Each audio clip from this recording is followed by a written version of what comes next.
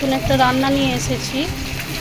মাছের মানে মাথা দিয়ে মুড়ি ঘন্ট হবে। এই যে মাছের মাথা ভাজতে দিয়ে দিয়েছি কড়াইয়ে নুন হলুদ মাখিয়ে।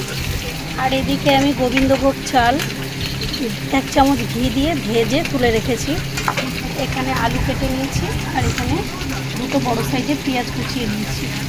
মাছগুলো তুলে নিয়েছি এই দেখুন ভেজে। এরপর আমি কড়াইয়ে যে তেল আছে তার মধ্যে আলুগুলো ছেড়ে দিলাম, হলুদ দিয়ে দিলাম, কিছুটা নুন দিয়ে দিলাম আন্দাজ মতো। এরপর আমি ভালো করে লাল লাল করে আলুটা ভেজে নেব। আলুটা ভাজা হয়ে গেছে, এরপর আমি আলুটা তুলে নেব। আলুটা আর মাছের মাথাটা দুটোই ভাজা হয়ে গেছে। এরপর আমি কড়াইয়ে তেল দেবো বন্ধুরা, তেল লাগবে। তেলটা গরম হয়ে গেছে, এরপর আমি এলাচ দারচিনি লবঙ্গ দিয়ে দিলাম। একটু নেড়ে নিয়ে 2টো পেঁয়াজ কেটে এর মধ্যে দিয়ে দিলাম।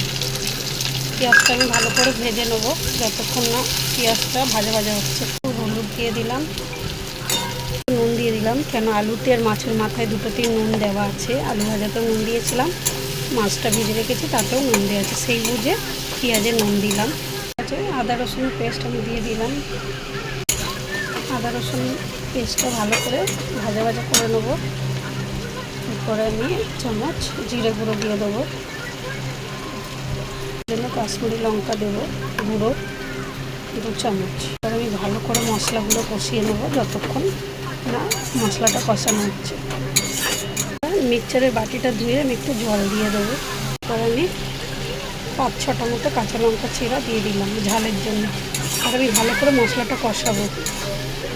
তেল ছেড়ে দিয়েছে, মশলা কষানো হয়ে গেছে। এরপর আমি ওই মাছের মাথা আর আলু ভাজাটা তার মধ্যে দিয়ে দেবো, দিয়ে ভালো করে কষাবো।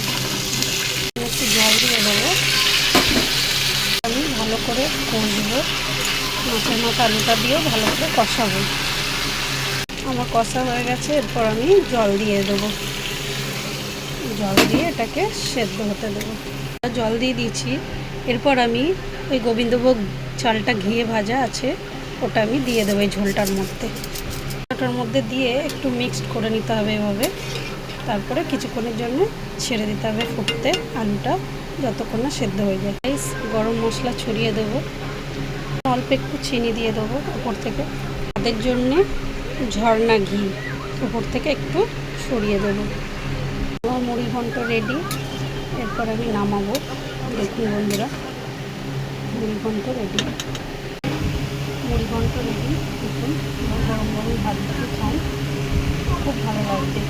আপনারা অবশ্যই আমাকে লাইক কমেন্ট করে জানাবেন কেমন হয়েছে রান্নাটা বাড়িতে বানিয়ে খেয়ে। আজকের মতো টাটা, আবার আসবো নতুন